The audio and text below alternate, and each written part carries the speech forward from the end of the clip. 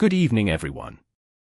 Tonight, we shall step back in time, to an era of quiet gardens and whispered secrets, where the snow falls soft and deep, covering not just the landscape but often, the truth. It is a time when a keen eye and an understanding of human nature are more potent than any grand detective's deductions.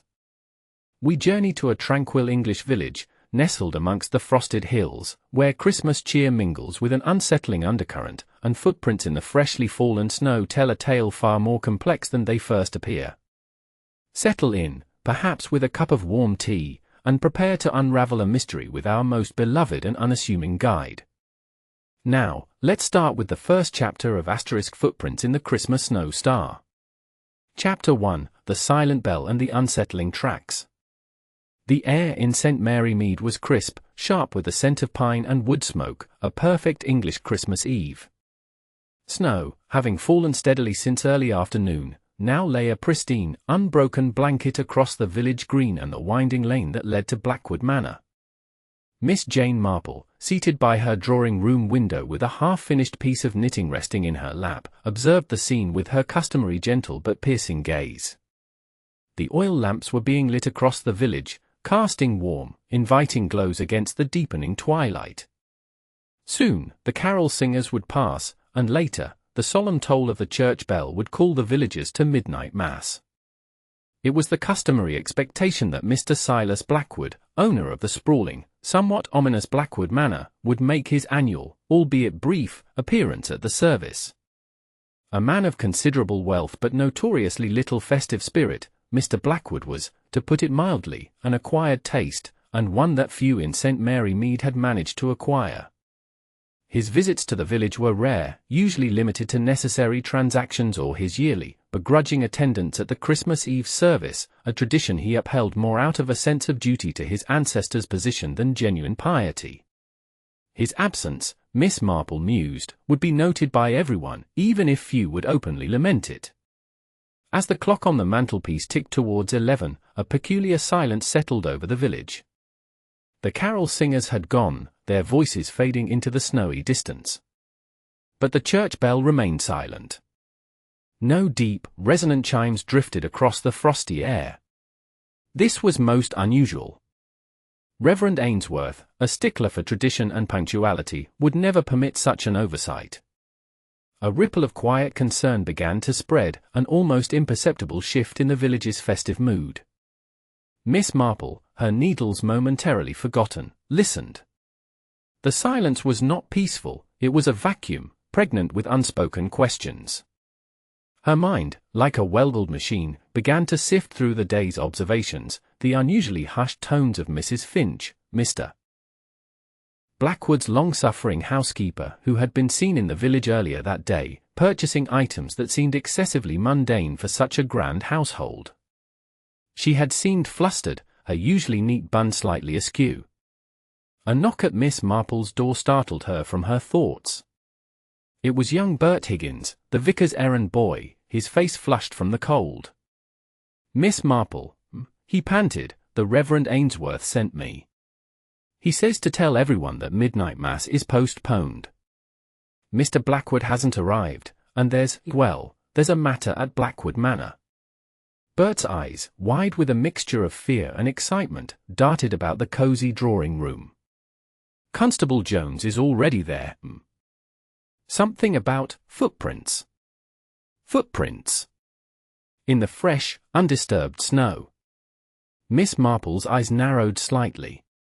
This was the detail that often heralded the unraveling of a peaceful village life.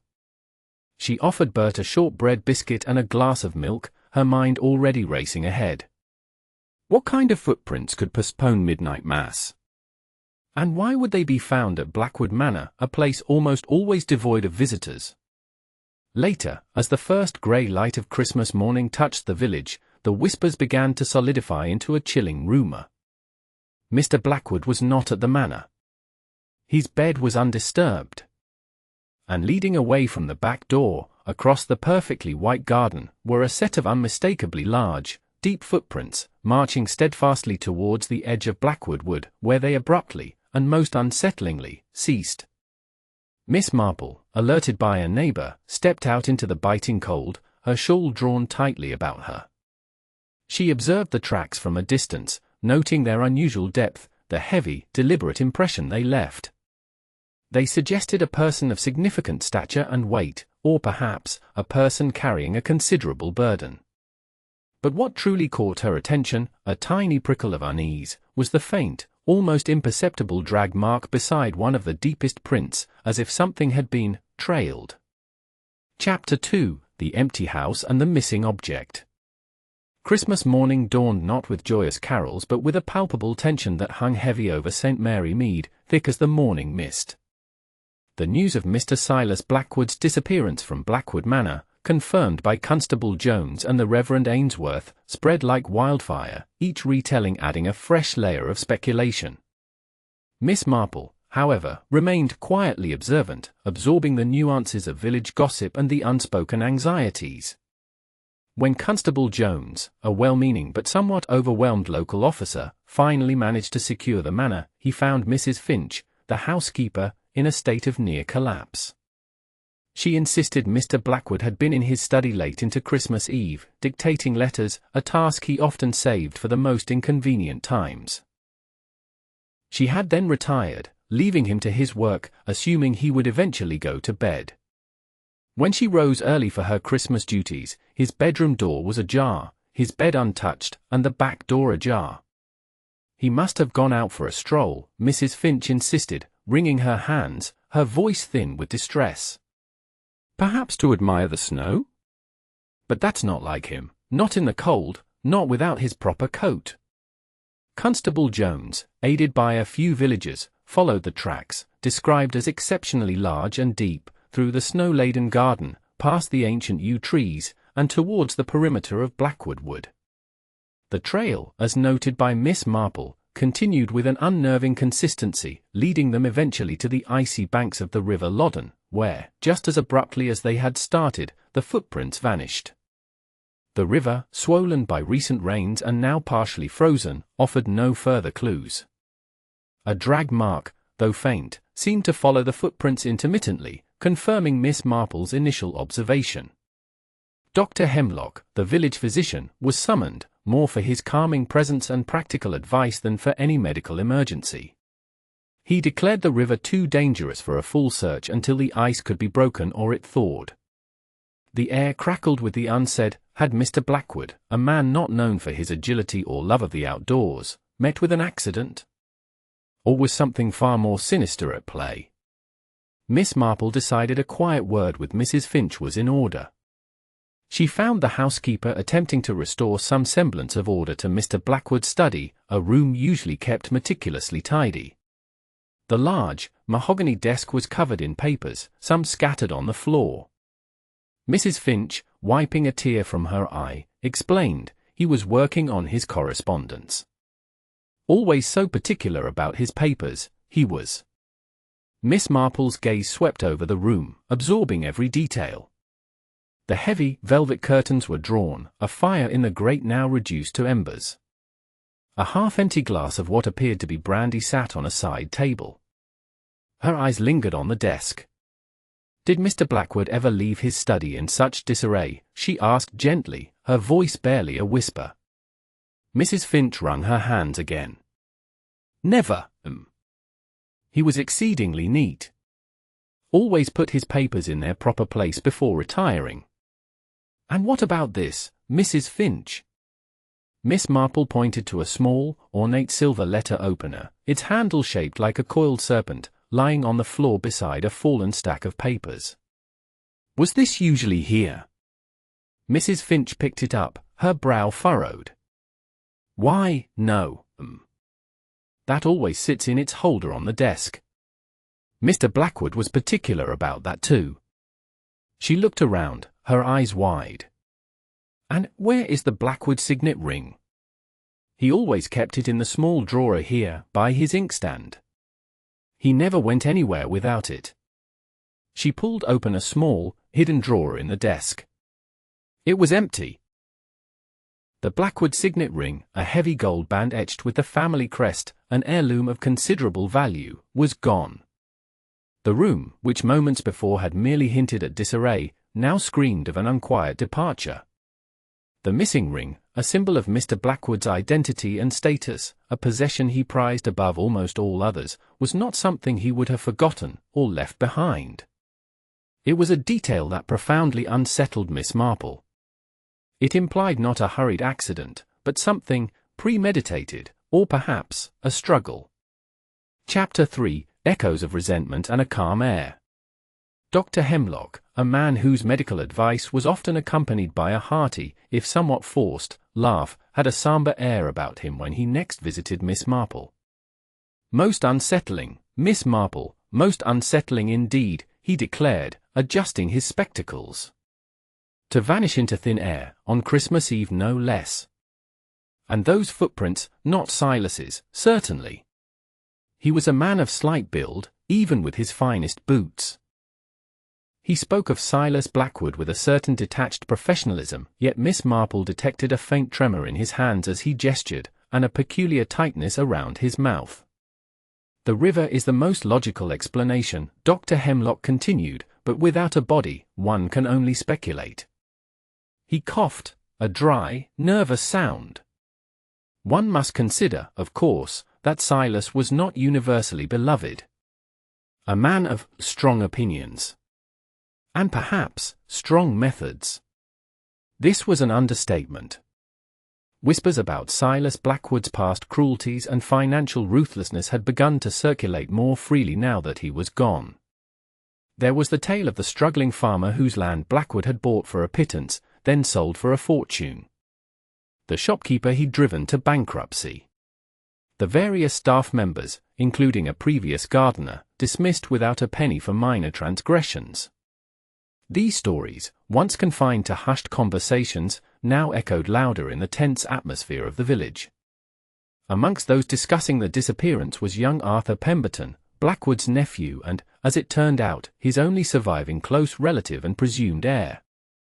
Arthur was a quiet, unassuming young man, living a rather modest existence in the nearby town of Little Witheridge, working as a clerk. He had arrived that morning, summoned by Constable Jones. One might expect a nephew, especially one anticipating an inheritance, to be distraught, or at least outwardly concerned. Yet, Arthur, though polite and seemingly cooperative, possessed an unnerving calm. "My uncle and I," Arthur explained to Constable Jones and the Reverend Ainsworth, his voice level, "were not close. He preferred his solitude, and I, mine. I saw him perhaps twice a year, at Christmas and his birthday." He paused, a slight, almost imperceptible shrug. "I had no idea he was so wealthy, truly. He always presented himself as a frugal man." Miss Marple observed Arthur during his interview at the vicarage, where Reverend Ainsworth had offered a temporary base for the investigation. Arthur's posture was relaxed, his gaze steady, almost too steady. He answered questions precisely, without hesitation, and without any emotional overlay. It was not the composure of innocence, Miss Marple thought, but perhaps the composure of careful calculation.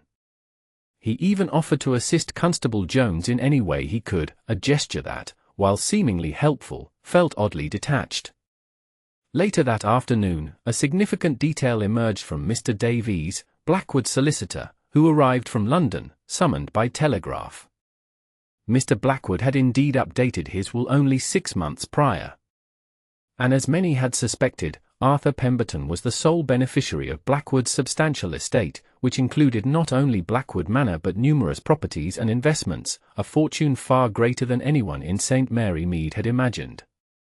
The revelation created a fresh wave of murmurs. Suddenly, Arthur Pemberton's calm seemed less like stoicism and more like satisfaction.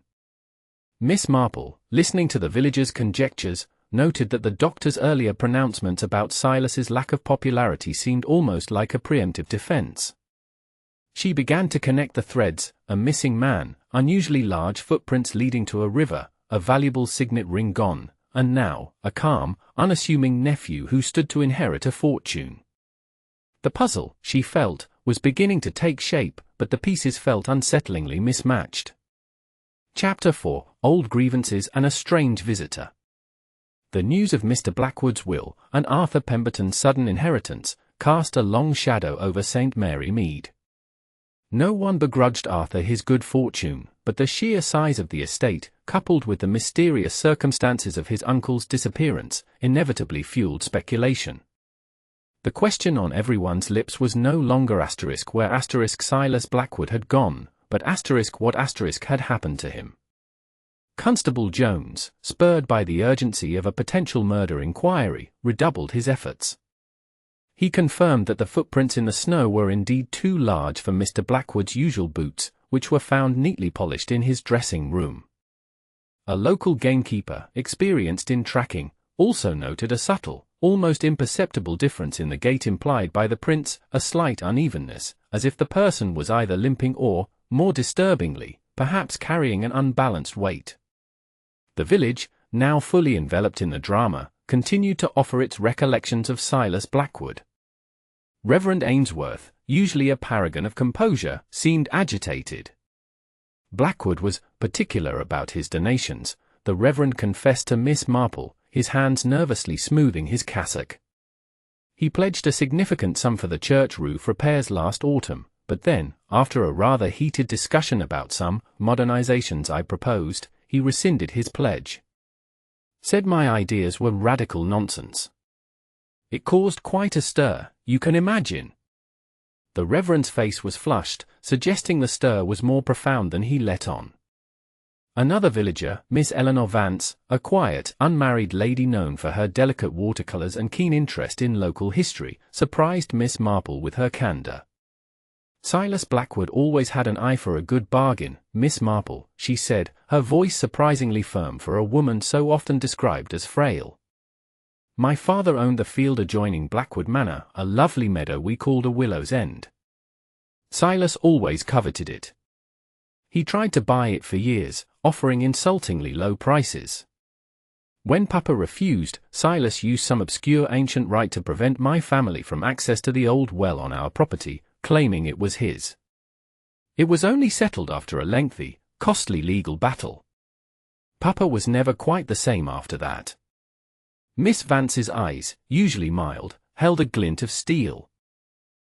Miss Marple listened, allowing the intricate tapestry of village life, with its long-held grudges and hidden resentments, to unfold before her. Everyone had a reason, however small, to dislike Silas Blackwood. That evening, as Miss Marple sat contemplating the web of connections, Mrs. Finch, the housekeeper, appeared at her door, looking even more dishevelled than before. She carried a small, wrapped parcel, a plate of Christmas biscuits, a thoughtful gesture that belied her terrified expression. Miss Marple, she whispered, casting nervous glances over her shoulder, I feel I must tell someone. Constable Jones, he asked me everything, but I didn't know what to say. Miss Marple offered her a cup of tea, her eyes gentle but probing. What is it, Mrs. Finch? The housekeeper took a shaky sip. Mr. Blackwood, he had a visitor on Christmas Eve. A gentleman. I let him in myself. It was late, after supper. Mr. Blackwood said he wasn't expecting anyone. But he went to his study with the gentleman. I heard raised voices, for a time. And then, silence. I thought perhaps the gentleman had left, but I didn't hear the door. I just went to bed. I didn't think anything of it, not at first, because Mr. Blackwood often had strange callers. Mrs. Finch paused, wringing her hands again. But the man, he had very large feet. I noticed as he scraped the snow from his boots. Unusually large. A visitor. On Christmas Eve. One with unusually large feet. This was the first concrete lead that directly linked the scene to a possible culprit. The footprint suddenly took on a new, more sinister meaning.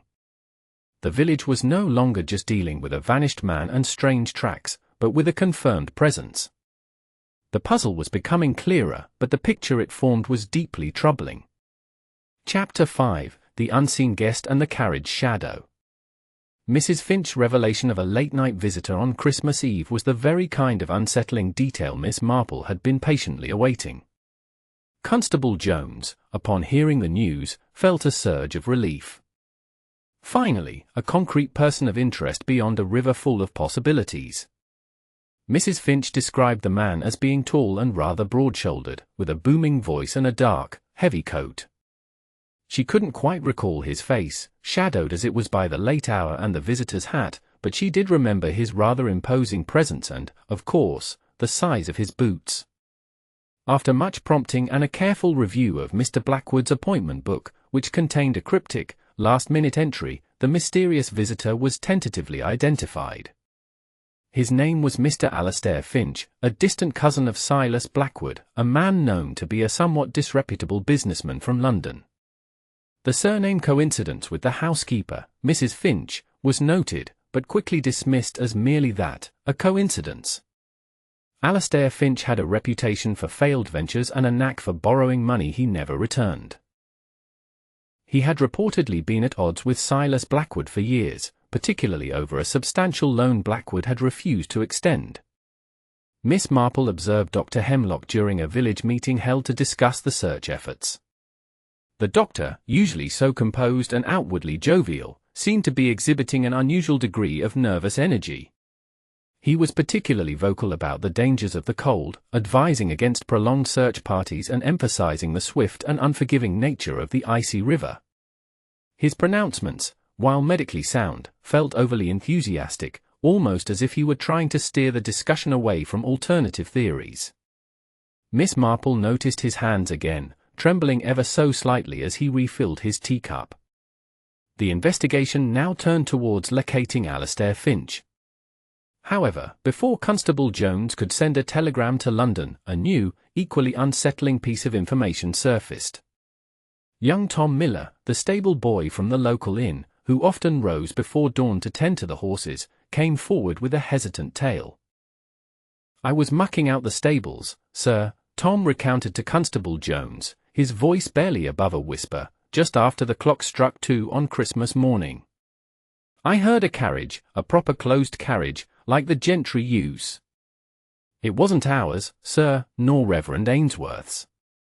It was coming from the direction of Blackwood Manor, down the lane, and heading out towards the main road." "Did you see who was driving it, Tom?"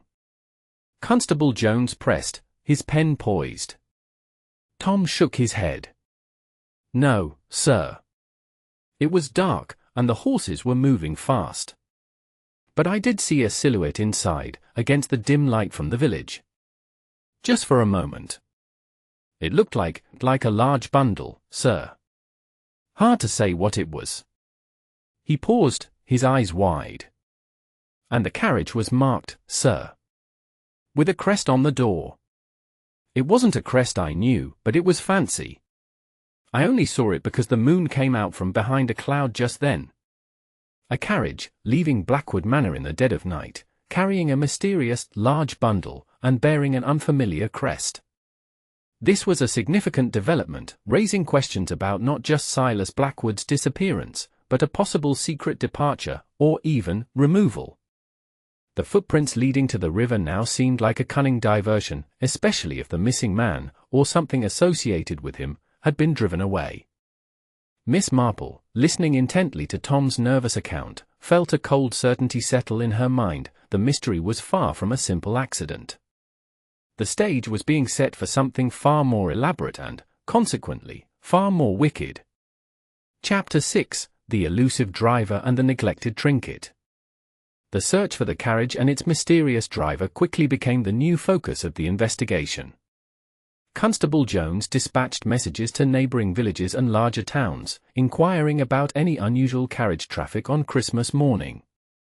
The description of the crest, however, was vague, making the task akin to searching for a needle in a haystack. Alastair Finch was still being sought, but the carriage offered a new, potentially more direct, route to the truth. Miss Marple, meanwhile, chose to redirect her own quiet inquiries. She spent an afternoon at the vicarage, ostensibly helping Reverend Ainsworth's wife with Christmas decorations, but in reality, observing the Reverend himself. He was, as she had noted before, unusually agitated. His sermons, usually delivered with measured conviction, were now laced with thinly veiled references to sin, retribution, and the deceptive nature of appearances. He frequently glanced towards the window, as if expecting to see something, or someone, approach. His concern for Blackwood's soul seemed to outweigh his concern for his disappearance. She also paid a visit to Miss Eleanor Vance, offering condolences for the disruption to her quiet Christmas. Miss Vance was, in stark contrast to the Reverend, remarkably serene. She spoke of Blackwood's disappearance with a calm resignation, almost as if it were an inevitable consequence of his character. Silas always pushed the boundaries, Miss Marple, she said, sipping her tea delicately. One expects a ripple when a stone is cast into still waters. Her composure, while admirable, felt almost too perfect, lacking the natural human worry that even the most stoic might display in such circumstances. Miss Marple decided it was time for another conversation with Mrs. Finch. She found the housekeeper in the kitchen of Blackwood Manor, preparing a solitary supper. Mrs. Finch, Miss Marple began gently, I was wondering if you might help me recall a few more details about Mr. Blackwood's study.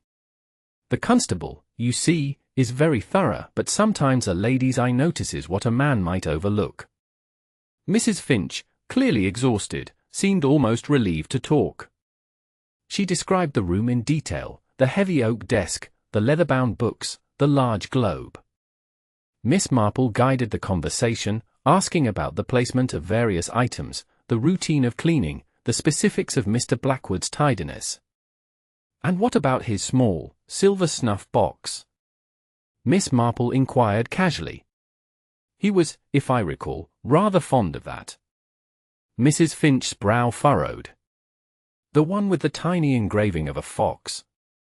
Oh, yes, he cherished that. Always kept it in the right-hand pocket of his waistcoats. Or, if he wasn't wearing a waistcoat, it would be in the small, locked compartment of his desk.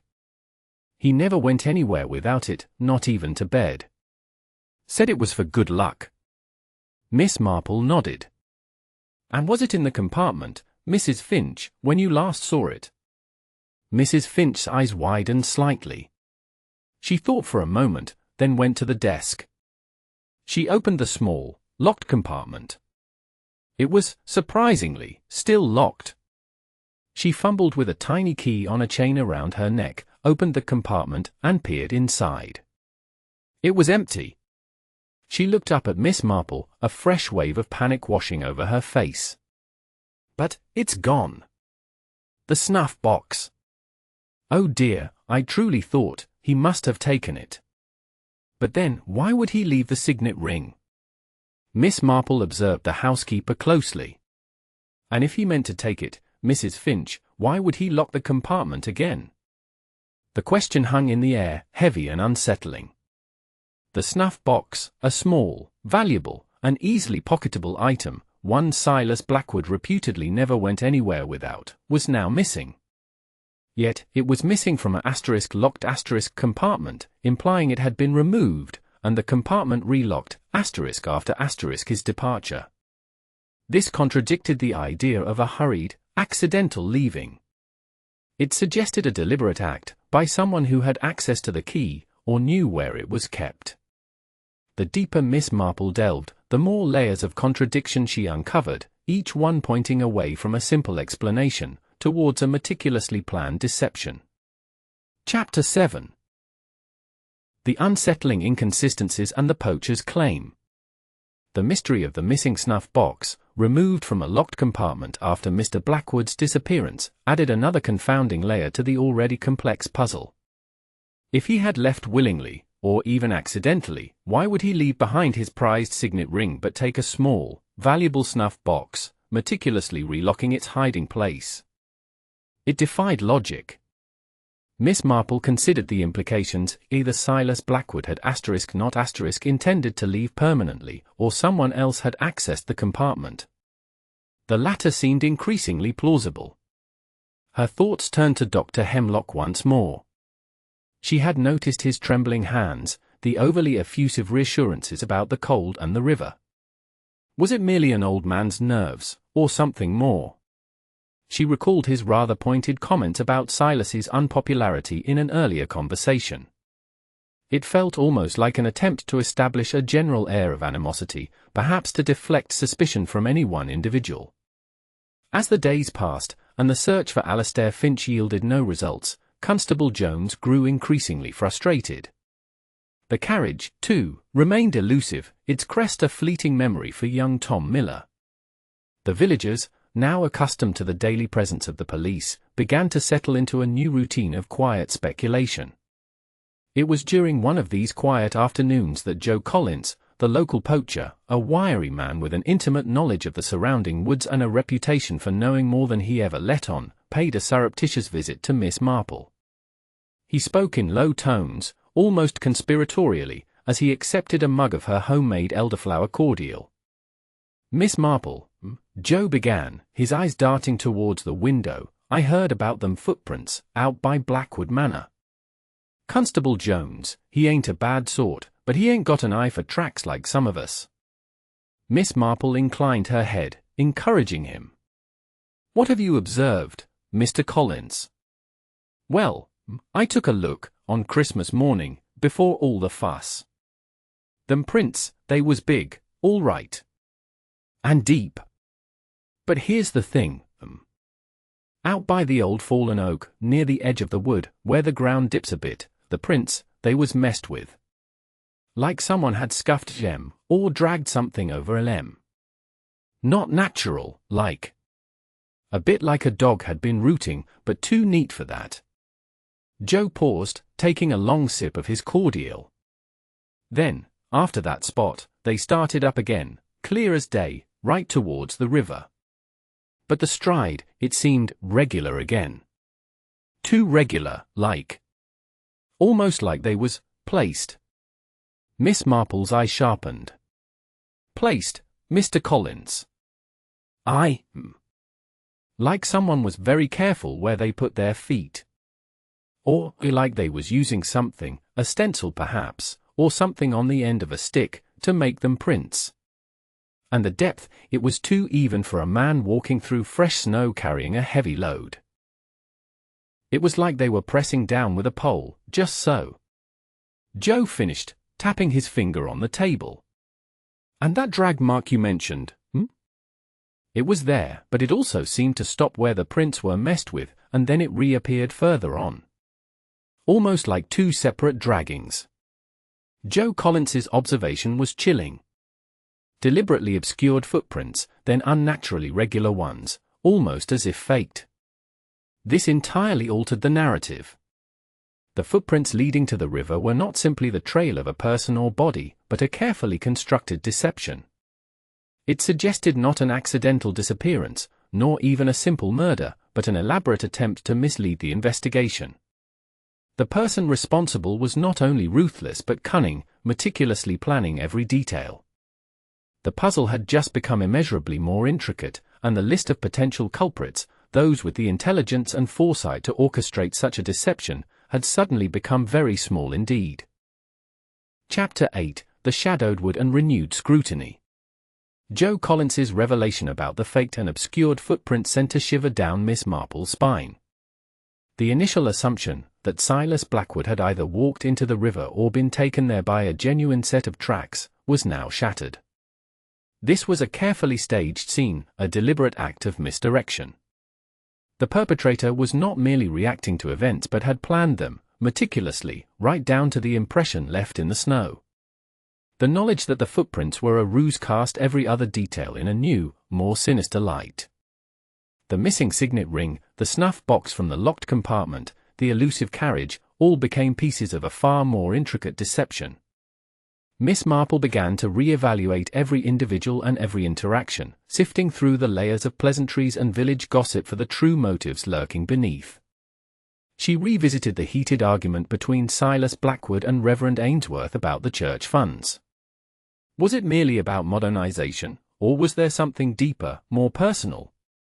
The Reverend's agitation, his sermons on sin and retribution, now seemed less like general moralizing and more like an internal struggle.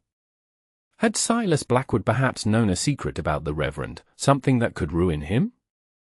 And had the financial dispute been a convenient cover for a more profound animosity? Miss Eleanor Vance's serenity, too, came under renewed scrutiny. Her quiet observation about Silas pushing boundaries and the tale of the contested well now seemed less like a simple recounting of past grievances and more like a carefully controlled narrative.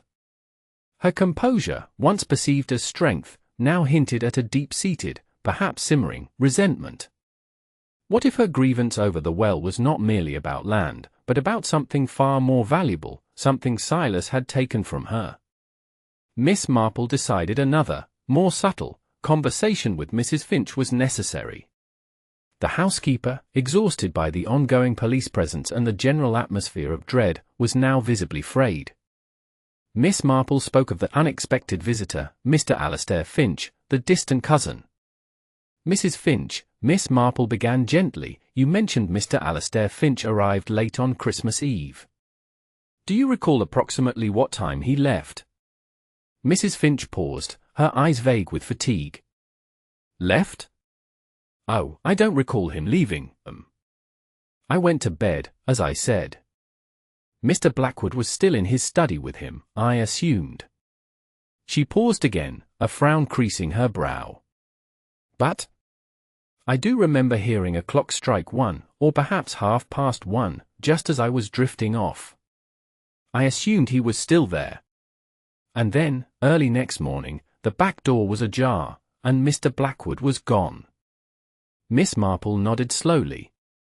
So you never actually saw Mr. Alastair Finch depart, only assume he was still there at a certain time? Well, yes, I didn't hear him leave.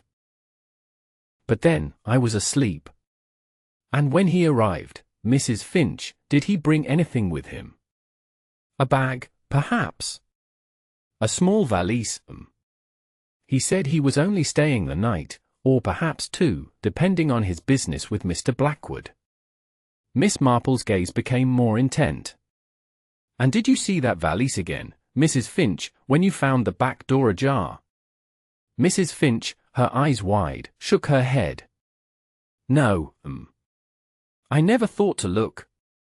I only saw Mr. Blackwood's things were gone, and the ring, she trailed off, a new thought dawning in her eyes. But if Mr. Alastair Finch had left, wouldn't he have taken his valise? This was the crucial point. Mrs. Finch had heard Alastair arrive and enter the study. She assumed he was still there at 1 or 1:30 a.m. But she never saw him leave. And if he had left, why would he abandon his valise? It suggested Alastair Finch, the unexpected visitor with the large feet, might not have been the one who created the footprints leading to the river. Or perhaps, his departure was not as straightforward as it seemed.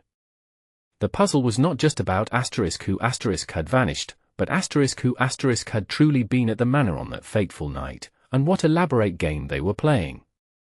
Chapter 9, The Alibi, the Burden, and the Unremarkable Paperweight. The mystery surrounding Alastair Finch, the late-night visitor, deepened with Mrs. Finch's admission that she had never actually witnessed his departure, nor had she seen his valise again. This led Constable Jones to pursue a more rigorous investigation into Alastair's whereabouts. To everyone's surprise, and Miss Marple's quiet satisfaction, Alastair Finch was eventually located in London, where he possessed an unshakable alibi.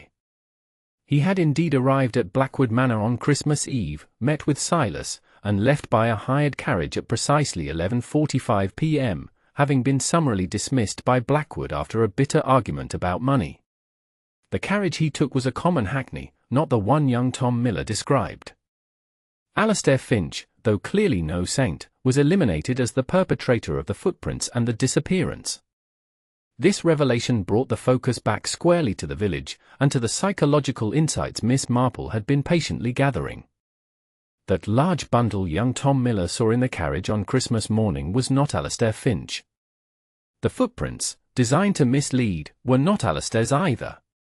The true culprit, Miss Marple realized, must be someone with a strong, hidden motive, someone who possessed both cunning and the means to execute such a deception, including the ability to fake large footprints. She considered the three most prominent villagers whose lives had been touched by Silas Blackwood's influence: Dr. Hemlock, Reverend Ainsworth, and Miss Eleanor Vance. Dr. Hemlock's nervous tremor, his overly keen medical pronouncements about the cold, and his attempts to generalize Silas's unpopularity, all pointed to a deeper anxiety. What secret might Silas Blackwood have held over the good doctor? Perhaps a past mistake, a misdiagnosis, or a hidden financial impropriety that only Silas knew. The doctor was a man of science, capable of precise planning. Reverend Ainsworth's agitation, his sermons, and the resurfaced story of the church funds now seemed less about the church roof and more about personal pride and perhaps an even deeper transgression Silas had uncovered. The Reverend was a man of God, but also a man of strict moral codes, capable of righteous anger and deep frustration. And Miss Eleanor Vance. Her almost unnatural serenity, her veiled comments about Silas's nature, and the long-ago dispute over the well. What if the well was not just about water, but about something hidden beneath the land, something Silas had taken or threatened to expose? Her precise nature, her attention to detail, her quiet observation of village life, could hide a steely determination. Miss Marple mulled over the inconsistencies, the valuable signet ring left behind, the treasured snuff box *removed* from a locked compartment. It was as if two different narratives were at play, one indicating a swift, unexpected departure, the other, a carefully orchestrated theft or cover-up. The person who left the footprints did not necessarily take the snuff box. Then, a seemingly insignificant detail from Mrs. Finch's earlier description of Mr. Blackwood's study surfaced in Miss Marple's mind. Mrs. Finch had described the room meticulously, including a particular item that had always sat on the corner of the large, mahogany desk, a heavy, old-fashioned paperweight, made of brass, with a falcon etched into it. Mr. Blackwood always said it was a family heirloom, very sturdy. Miss Marple had paid little attention to it at the time. A paperweight, sturdy and heavy. It was the kind of object that, in the right hands, could be a weapon. And if it had been used, then replaced, no one would be the wiser. She recalled Mrs. Finch mentioning the letter opener on the floor, but that was too delicate to be a fatal weapon. A paperweight, however. Suddenly, the pieces began to click into place. The faked footprints, the missing items, the carefully constructed alibis. It was a dance of deception, designed to lead the police astray, while the true crime, and the true perpetrator, remained hidden in plain sight. Miss Marple knew, with a certainty that settled deep within her, that the answer lay not in the snow-covered woods or the icy river, but within the subtle behaviors and hidden motives of the very people she had been observing all along. The seemingly unremarkable brass paperweight was the missing piece, the silent witness that would reveal the truth. Chapter 10: The Unveiling and the Gentle Truth. The bitter cold of Christmas week had begun to lift, and a thaw was slowly setting in, transforming the pristine snow into slush. The villagers of St. Mary Mead, weary of the mystery and eager for resolution, gathered at Blackwood Manor, summoned by Constable Jones and, more pointedly, by a quiet invitation from Miss Marple herself. The Reverend Ainsworth, Dr. Hemlock, Miss Eleanor Vance, young Arthur Pemberton, and Mrs. Finch were all present, along with a few other key witnesses, each looking at Miss Marple with a mixture of curiosity and trepidation. Miss Marple, seated in Mr. Blackwood's study, its air now stale with the scent of old papers and lingering questions, began not with accusations, but with observations. Her voice was soft, gentle, yet it carried an undeniable authority that commanded silence. "We have all been led to believe," she started, her gaze sweeping across the faces, lingering for a fraction longer on Dr. Hemlock, then Miss Vance, that Mr. Silas Blackwood vanished into the Christmas snow, perhaps into the river. The large footprints were designed to convey this. But as our astute Mr. Collins discovered, those footprints were a clever ruse, carefully faked to mislead.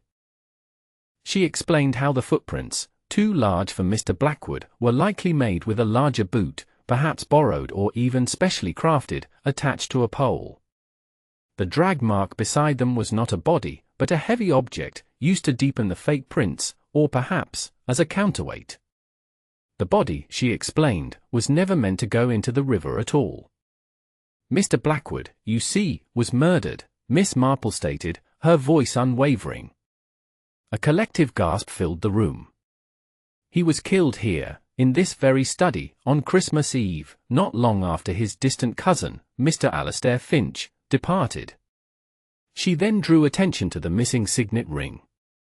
Mr. Blackwood prized that ring. He would not have left it, not if he intended to leave. Yet, the snuff box, from a locked compartment, was taken. This suggests two separate acts, a murder, and a subsequent, deliberate theft, designed to confuse the timeline. Miss Marple then focused on the brass paperweight that still sat on the desk. This paperweight, heavy and sturdy, was the weapon. Mr. Blackwood was struck from behind, likely during or after an argument. The attack was swift, silent, and fatal. There was no struggle, which is why the room, apart from a few scattered papers, was not severely disturbed. She looked directly at Dr. Hemlock. Doctor, your repeated emphasis on the cold, the river, and the dangers of the outdoors, while medically sound, was delivered with an intensity that suggested a wish to divert the investigation. You knew Mr. Blackwood's body would never be found in the river because you knew it was not there. She continued, her gaze now moving to Reverend Ainsworth. Reverend, your agitation, your sermons about sin, and your intense personal animosity towards Mr. Blackwood over the church funds, led us to believe you had a strong motive. But your true distress, I believe, was not over the money, but over a secret Mr. Blackwood held about you, a secret that, if revealed, would destroy your reputation. Finally, her eyes settled gently, but firmly, on Miss Eleanor Vance. Miss Vance, your serenity, your calm acceptance of Mr. Blackwood's fate, was most striking. You spoke of him pushing boundaries, of a long-ago dispute over a well. But the well, I believe, was a metaphor. Mr. Blackwood had recently discovered a hidden document, an old family secret concerning the true ownership of Willow's End, your family's land, which legally belonged to *Kim Star. He was preparing to reveal it, to take your ancestral home. Miss Marple paused, allowing the weight of her words to settle. You, Miss Vance, are a woman of meticulous detail, a quiet observer of human nature, much like myself. You knew Mr. Blackwood's habits. You knew how to manage a situation. You visited him that Christmas Eve, after Alastair Finch had left. You overheard him on the telephone, gloating about his impending revelation regarding Willow's End. Enraged, fearing the loss of your home and legacy, you picked up the brass paperweight from his desk and struck him. You then carefully took the signet ring to make it appear he had left in haste, and removed the snuff box, an item he always carried, from its locked compartment, locking it again, to suggest a planned departure and theft, throwing suspicion elsewhere. Miss Marple explained the rest. You then called Dr. Hemlock, your confidant, perhaps even your secret beloved. He, bound by his own secret Mr. Blackwood threatened to reveal, agreed to help. He used a larger pair of Mr. Blackwood's boots, or a modified pair, to create the misleading footprints towards the river, knowing Joe Collins would see them, planting the idea of the river. The drag mark was simply the heavy paperweight, used to deepen the prints, then carefully cleaned and replaced. The body, Miss Marple concluded, her voice soft but firm,